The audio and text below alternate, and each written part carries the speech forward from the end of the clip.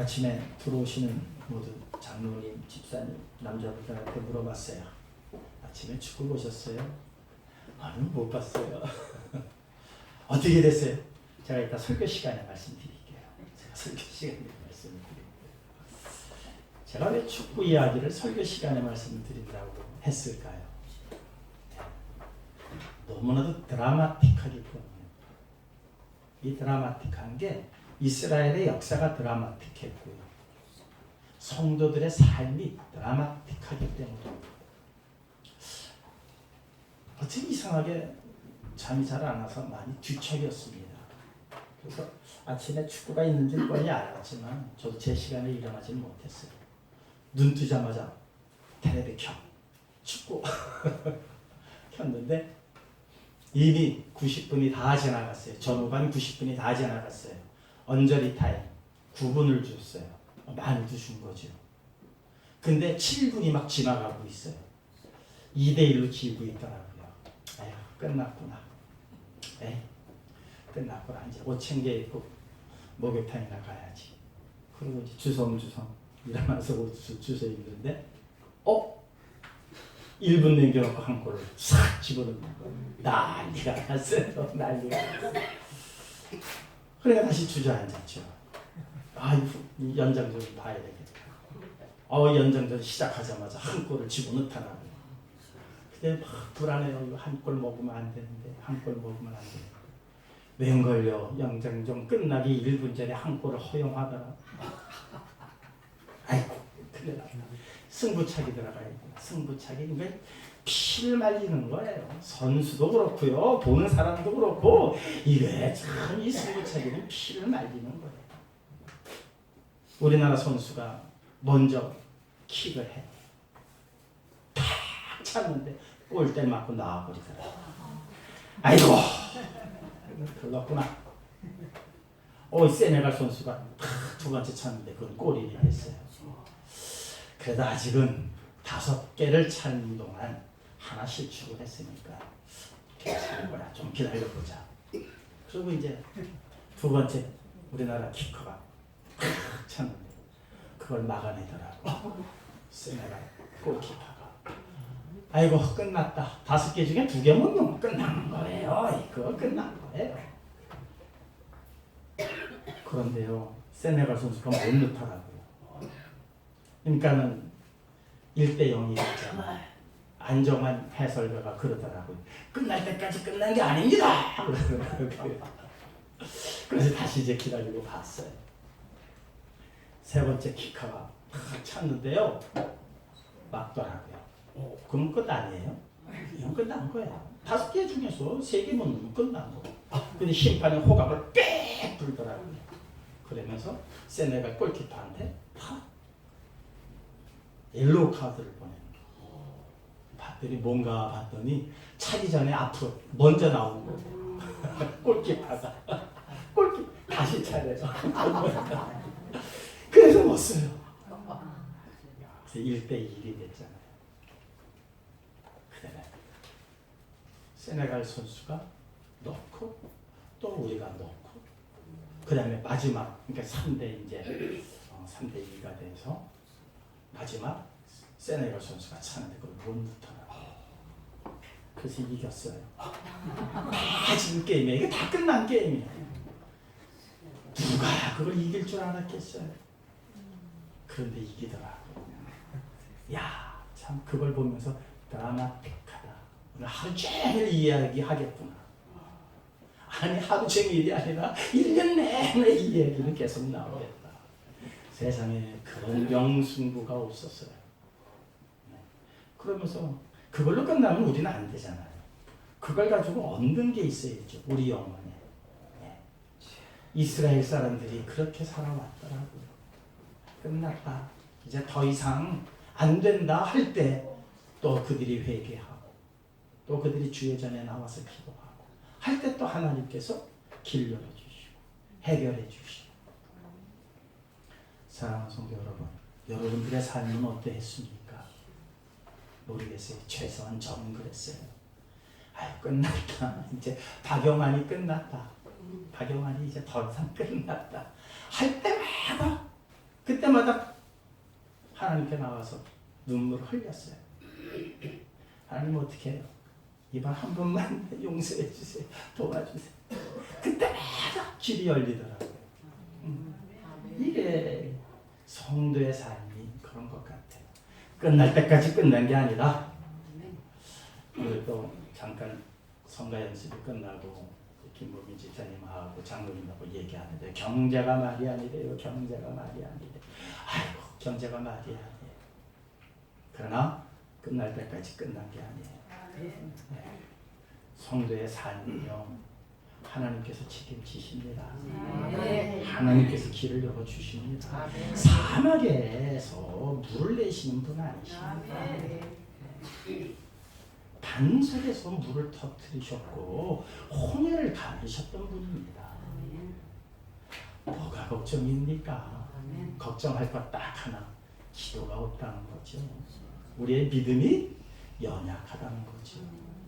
오늘 이 시간 다시 한번 여러분의 믿음들을 다지실 수 있는 복된 시간 되시기를 주님의 이름으로 축원합니다. 아멘. 저는 지금 요즘 뭐 젊은이들 참 우리 세대가 특히 우리 세대가 참 이 격변기에 살아왔던 것 같아요. 몇 년 전에 오래됐죠. 뭐 한 20, 30년 전에 요즘 디지털 카메라 나오기 막 시작할 때 처음에 우리는 흑백 사진부터 시작을 해서 칼라 사진 시대로 돌아와서 칼라 사진 시대 참 저도 한동안 이 카메라에 또 홀딱 빠져가지고 카메라 들고 막 그냥 돌아다녔던 기억이 있어요. 그러다 어느 날 집에 도둑이 들었는데 카메라만 가져가더라고요.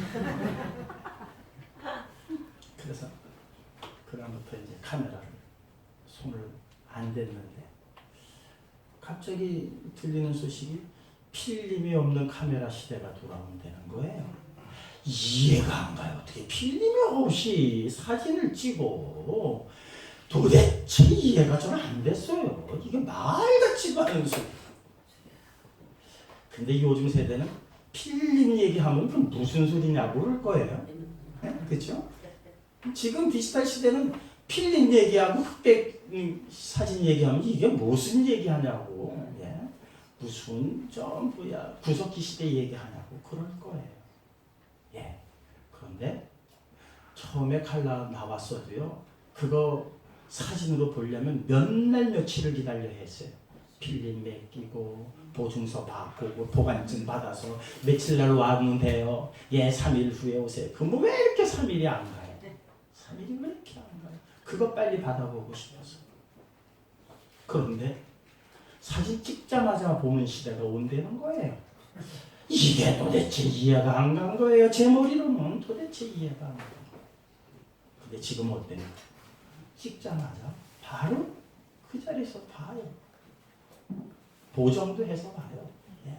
얼굴 크면 얼굴도 좀 죽여요. 예. 모든 걸 다 그렇게.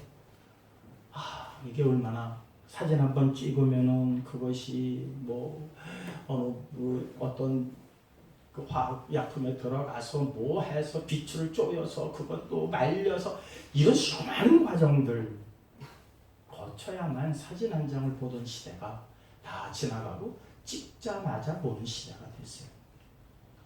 중간에 모든 과정과 공정이 생략되기 시작을 하는 거예요. 그게 바로 무엇으로 우리한테 다가왔느냐? 문명의 발달과 문명의 발전과 과학의 발달이라고 하는 것으로서 우리에게 그 삶의 현장에서 지금 나타나고 있는 현상들이에요. 옛날에 집을 한 채 지으려고 해도요. 몇 개월씩 걸렸어요. 몇 년이 걸렸어요.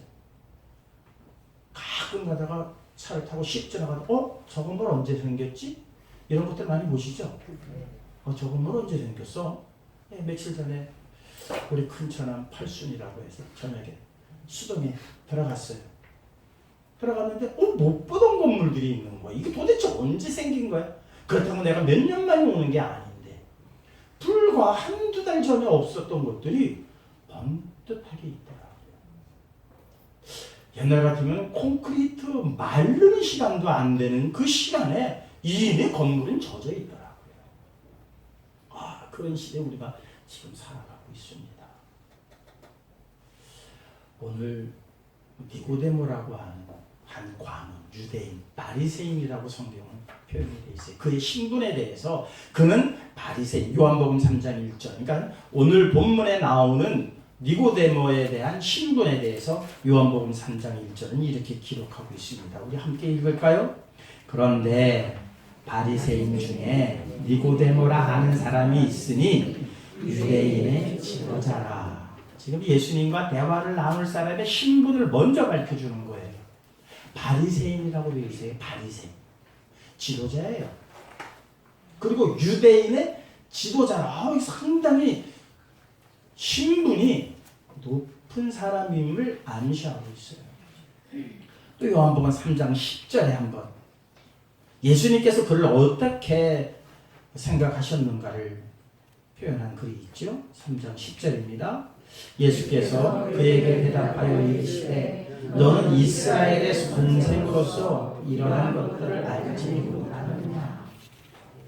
이스라엘의 선생으로서 어느 학자들은 아마 사내들인 70인 중에 한 사람이 아니겠는가 하고 그의 신분을 상당히 높게 보고 있습니다. 지금 예수님과 대화를 나누기 위해서 한밤중에 찾아온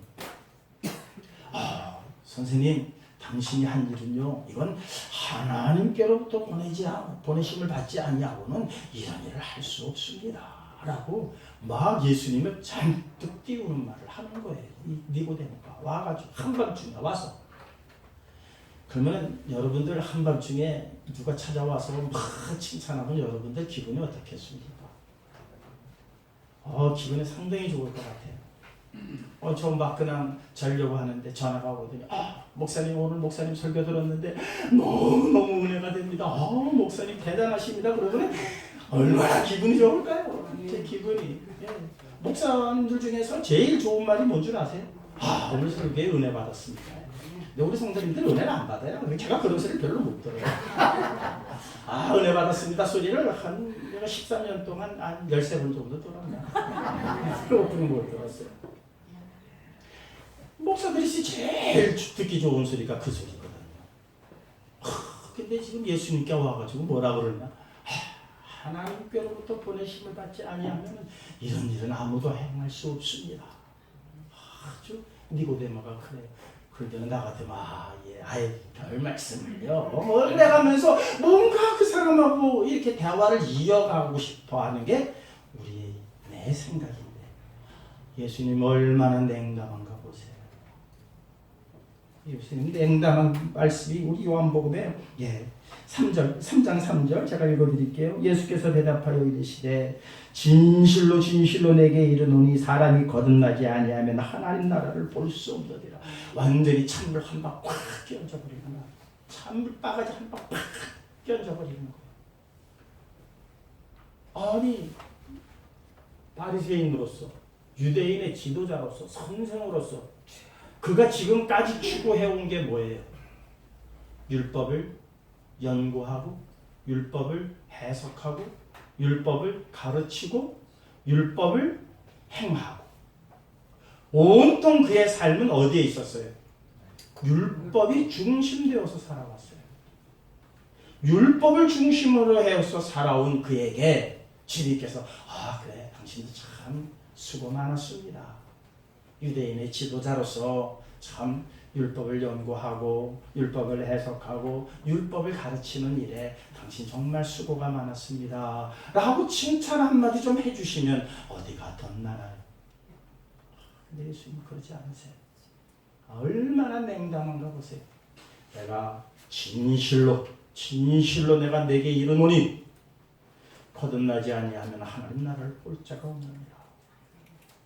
그러니 율법에만 매여서 율법을 연구하고 율법을 지켜 행하고 율법을 가르친 이 사람.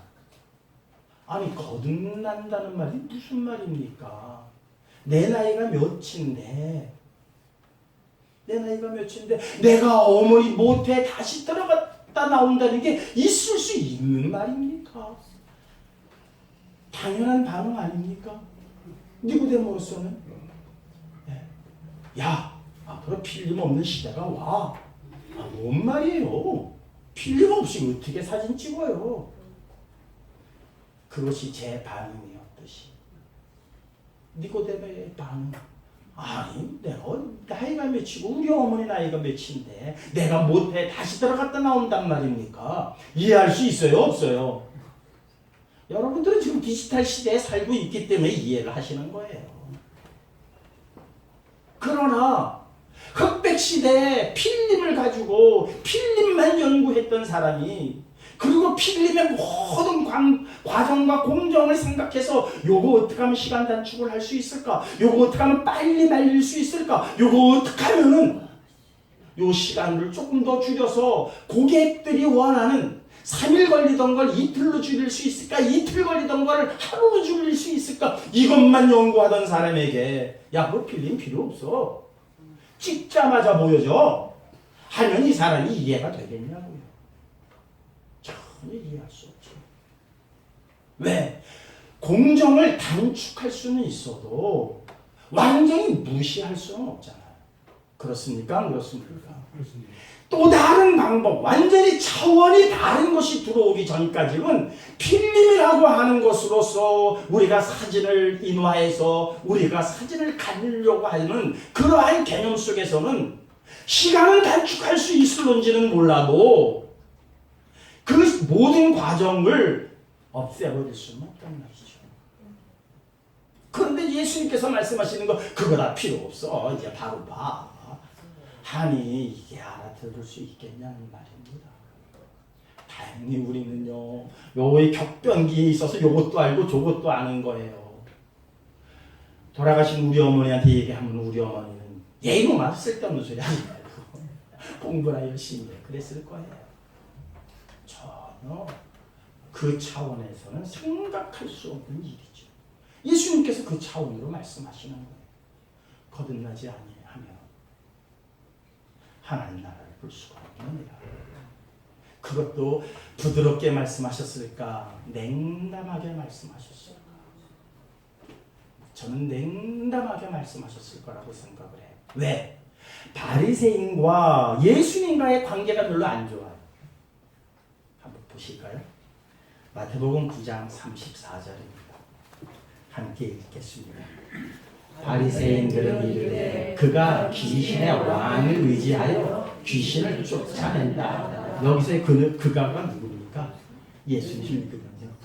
그러니까 막 귀신을 쫓아내니까는 바리새인들이 야 그거 귀신의 왕을 의지해서 그 귀신 쫓아내는 사람이야. 그거 아니야. 이단이야. 그 사람 쫓아가면 안 돼. 처음부터 예수님에 대해서 예수님이 하시는 일에 대해서 폄하하고 평가절하하고 안 좋게 얘기하고 뒤집어 씌우는 일에 이미 바리새인과 예수님의 관계는 이미 처음부터 틀어지기 시작을 했어요. 마태복음 12장 14절입니다. 함께 읽겠습니다. 바리새인들이 나가서 어떻게 하여 예수를 죽일까? 자, 예수님이 바리새인들 좋게 보시겠어요? 죽일까? 저 어떻게 죽일까? 또 보실까요? 16장 6절입니다. 예수께서 이르시되 삼가 바리새인과 사두개인들의 누룩을 주의하라 하시니 누룩이라고 했어요. 누룩. 너희를 변하게 하는 아주 안 좋은. 그러니까 예수님께서도 그런 말씀을 하실 정도. 마태복음 16장 11절입니다. 그러니까 그 누룩에 관한 얘기를 하니까는 무슨 말인지 알아듣지는 못하는 거예요. 16장 1절, 11절, 12절 읽겠습니다. 어찌 내가 말한 것이 떡에 관함이 아닌 줄 깨닫지 못하느냐. 오직 바리새인과 사두개인들의 누룩을 주의하라 하시니 그제서야 제자들이 떡의 누룩이 아니요 바리새인과 사두개인들의 교훈을 삼가라고 말씀하신 줄 깨달았느니라. 그러니까는 바리새인들과 사두개인들 율법을 연구하고 율법을 해석하고 율법대로 행하려고 하고 율법을 가르치는 그 모든 과정을 주님께서 뭐라고 하신 거예요? 완전히 무시해 버리신 거예요. 그들이 가르치는 교훈을 듣지 말라는 거예요. 그러니 바리새인과 예수님과의 관계가 좋겠어요, 안 좋겠어요? 거의 철천지 원수로 가는데 오늘 찾아온 사람이 누구예요? 바리새인이에요. 세상의 지식, 율법의 지식으로서는 거의 그 사람을 당할 사람이 없을 정도로 율법에 대한 전문가예요. 예수님께서 핀잔 주시듯이 너하고 나하고는 차원이 달라 이놈아. 너는 지금 흑백실에 필름 가지고 얘기하지 나는 디지털이야. 찍으면 바로 보여줘. 너는 3일을 기다려야 돼? 너 한번 내가 사진 찍어줘 볼까? 바로 보는 거야. 이해할 수가 없어요. 이해할 수가 없습니다. 마태복음 23장 13절은요. 예수님께서 바리새인들에게 대해서 아주 최종적으로 결론 지으신 구절이 하나 있습니다. 네. 함께 읽겠습니다. 화 있을진저 외식하는 서기관들과 바리새인들이여 너희는 천국 문을 사람들 앞에서 닫고 너희도 들어가지 않고 들어가려 하는 자도 들어가지 못하게 하노라. 이 바리새인 그러니 이게 가까이 할 수가 있겠습니까? 자, 이런 배경에서 지금 바리새인 중에 하나인 니고데모와 예수님이 대화를 나누는 거예요. 이 니고데모도 마음이 상할 대로 상했을 거예요. 그래도 다른 사람하고는 달리 당신은 대단한 분입니다. 당신이 하신 그 모든 일들을 보니까 하나님께서 보내시지 아니하셨다라면 이 일을 행할 수 없음을 내가 알았습니다. 좀 이랬을 때 좀 품어주시면 얼마나 좋았을까. 그런데 왜 안 품어주셨을까? 그것이 우리들이었기 때문입니다. 그런데 다행히요. 이 니고데모가 구원을 받았을까요? 못 받았을까요? 구원을 받았어요. 이게 참 다행인 거예요. 우리 한번 구원받은 얘기를 한번 성경에 어떻게 기록하고 있는가 한번 보실까요? 요한복음 7장 50절에서 51절입니다. 함께 읽겠습니다. 그 중에 한 사람 곧 전에 예수께 왔던 니고데모가 그들에게 말하되 우리 율법은 사람의 말을 듣고 그 행한 것을 알기 전에 판단하느냐. 지금 이제 이 바리새인들하고 율법사들이 다 모여서 예수님께서 하신 말씀에 대한 판결을 내리려고 그러는 거예요. 그때 니고데모가 예수님을 변론을 해요. 사실 오늘 본문의 말씀에서 니고데모와 예수 그리스도의 관계가 어떻게 뒤로 연장되어졌는지에 대해서는 성경은 기록하지 않고 있어요. 그런데 갑자기 요한복음 7장에 가니까 그 밤에 찾아왔던 니고데모가 바리새인들이 모여서 율법사들이 모여서 예수님에 대하여 판결을 내리고자 할 때에 예수님의 편에 서서 예수님을 변호하더라. 그것으로만 끝난 게 아니에요. 요한복음 19장 39절입니다. 함께 읽겠습니다. 일찍이 예수께 밤에 찾아왔던 니고데모도 몰약과 친향 섞은 것을 100근쯤 가지고 온지라. 예수님께서 돌아가시고 나서 예수님의 장례를 위해서 모든 장례의 물품을 누가 댔느냐? 니고데모가 다 된 거예요. 그러니 니고데모는 이미 예수님께 사로잡힌 자가 된 거죠. 그렇게 핀잔을 들었음에도 불구하고 니고데모는 예수님께 붙잡힌 자가 되었어요. 사랑하는 성도 여러분, 예수님께 칭찬도 필요하지만 핀잔 들었다고 해서 절대로 낙심하지 마세요. 핀잔 듣고도 예수님을 떠나갈 수 없을 정도로 뜨거운 신앙심이 있는 사람들에게는 예수님께서 핀잔도 주세요. 꼭 사랑으로 보듬어주고 사랑으로 뭐 이렇게 아껴줘야만이 따라가는 게 아니라, 물론 뒤에 그런 사람도 있었죠. 누구예요? 바로 사마리아 여인, 우물가에서 만난 여인. 얼마나 부드럽게 잘해주시는지 몰라요. 팅팅거리는데 오히려 누가 팅팅거려요? 사마리아 여인이 팅팅거리는데 예수님께서 붙잡아서 또 얘기해 주시고 자세히 설명해 주시고, 주님께서 똑같이 사랑으로만 하실 때도 있지만요, 핀잔 주실 때도 있어요. 핀잔 받을 때는요, 그래도 그만큼 그의 영혼이 성숙된 사람에게만 핀잔을 주시는 거예요. 아무에게나 핀잔을 못 줘요. 베드로에게 뭐라고 말씀하셨습니까? 사탄아, 내 뒤로 물러가라. 네가 사람의 입을 도모하고 하나님의 입을 생각하지 아니하는구나. 베드로가 사탄이라는 소리까지 들었어요. 그래도 베드로는 끝까지 남는 자가 되었습니다. 아이고, 우리 목사님은 사랑이 없어. 왜 남은 보면 인상 써? 인상 써도 남을 만한 사람이니까 인상 쓰는 거예요. 그런 것도 견딜 수 있다면 여러분들의 심령이 얼마나 차원이 높은가 하나님께 기뻐하고 감사하실 수 있는 여러분들 되시기를 주님의 이름으로 축원합니다. 예, 어쨌든 주님께서 말씀하십니다. 율법의 모든 과정 내가 다 그거 완성했다. 나만 믿으면 된다.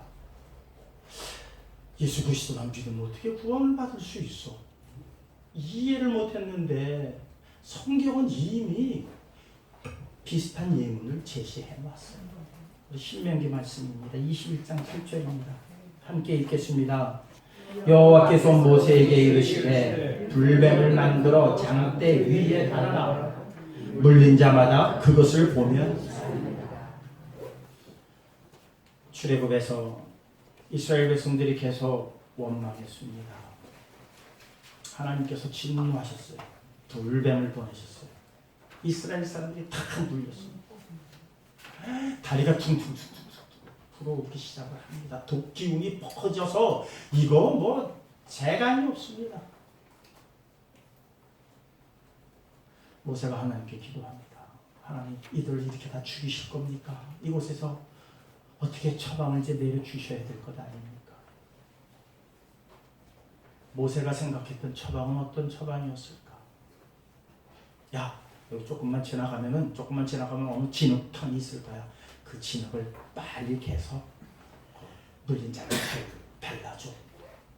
그랬더라면 사람들이 너도 나도 뛰어나갔을 겁니다. 야, 우리가 살 길이 생겼다.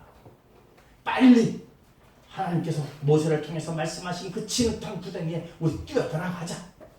그러면 이 독이 다 빠져나갈 것이다. 사람들이 뛰어나갔을 거예요.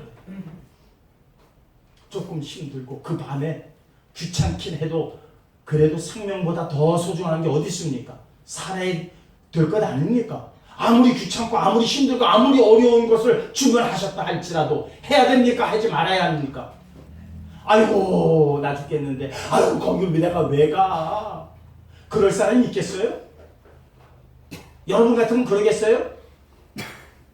다리가 잘려 나가는 한이 있더라도 뛰쳐갈 겁니다. 그런데 하나님께서 무슨 방법을 쓰셨습니까?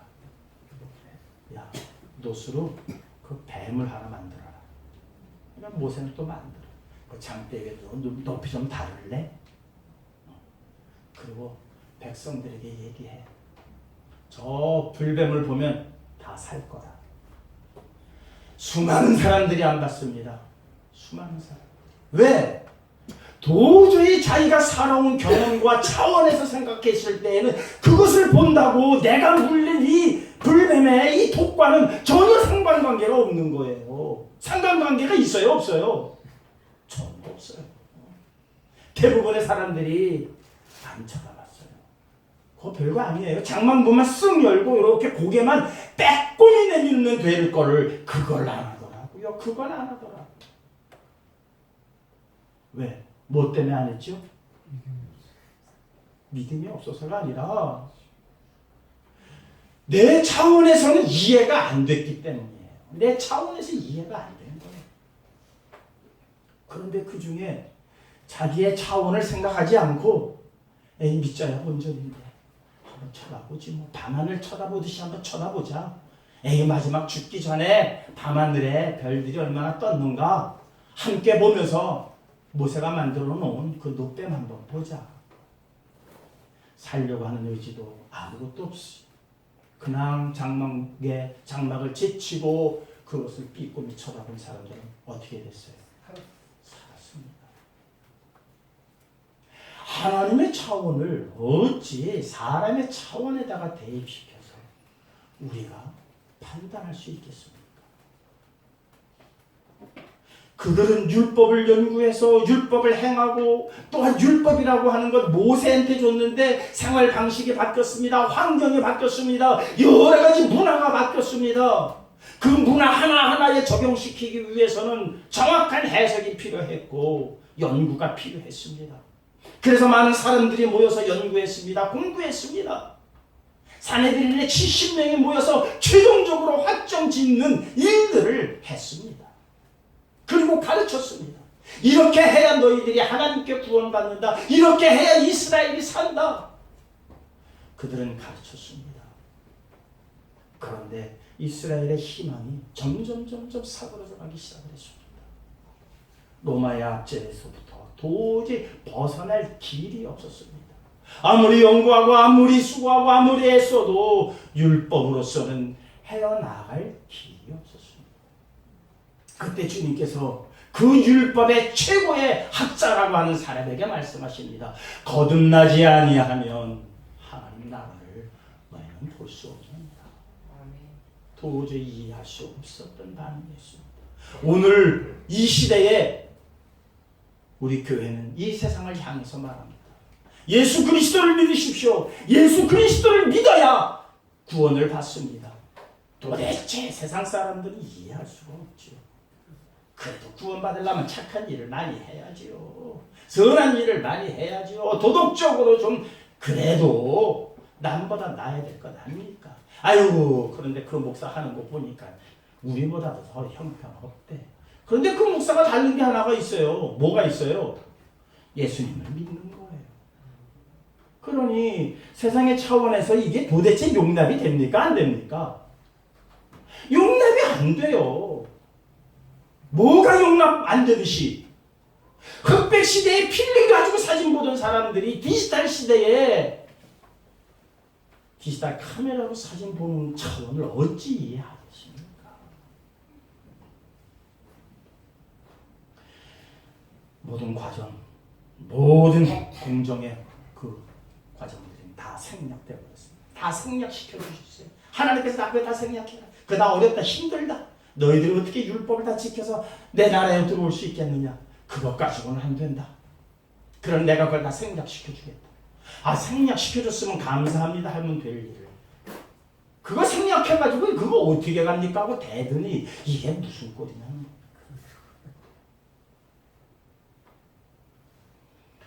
니고데모는 알았습니다. 처음에는 이해 못했고 처음에는 도저히 알아들을 수 없었던 그 말을 곰곰이 씹고 또 생각해보고 또 묵상하는 가운데 야, 그분 말씀이 옳구나. 그분을 변호했고 그분이 돌아가셨을 때에 아하, 이분이 우리의 죄를 위하여 돌아가셨구나. 자기 전 재산을 팔아서라도 내가 입은 장례만큼 제대로 이미 돌아가시겠지만은 그분의 죽음은 헛된 죽음이 아니다. 우리의 죄를 대속하기 위하여 죽으신 하나님의 아들의 독생자의 죽음이다. 그가 할 수 있는 일은 장례를 어떻게 하면 내가 제대로 치러드릴 수 있을까? 그것뿐이 없었습니다. 그 사람의 차원에서는 그것뿐이 없었습니다. 다시 살아날 거라고는 생각지도 못했을 겁니다. 그러나 주님은 다시 살아나셨습니다. 거듭남이라고 하는 실체를 우리에게 보여주셨습니다. 이 자리에 함께 하신 성도님들, 여러분들은 예수 그리스도를 믿음으로 말미암아 이미 구원받은 존재들입니다. 그런데 모든 절차와 과정이 생략되어가지고 우리는 쉽게 구원을 받았는데 그 다음이 문제라는 겁니다. 내가 정말 구원받았는가? 구원받은 자로서의 반응이 어떠한가를 이제는 점검해야 할 시간이 되었습니다. 율법을 지키기 위한 노력이 아니라 선한 일을 통해서 내가 하나님 나라에 들어가려고 하는 노력이 아니라 구원을 받은 자로서 아직도 구원받지 못한 사람들을 볼 때에 내 마음이 뜨거워져야 한다는 겁니다. 헝가리에서 30몇 명의 우리 한국 사람들이 참 어이없는 죽음을 당했습니다. 그 크루즈 선장이 재판을 받아야 됩니다. 심판을 받아야 됩니다. 그 선장이 심판을 받아야 하는 이유가 뭡니까? 실수 때문에요? 아닙니다. 죽어가는 사람들, 사고가 난 것을 알고 죽어가는 사람들을 보고도 그 사람들을 구하려고 하는 노력을 하지 않았기 때문에. 그렇습니까? 안 그렇습니까? 우리들은 다 구원받은 사람들입니다. 구원의 방주에 탄 사람들입니다.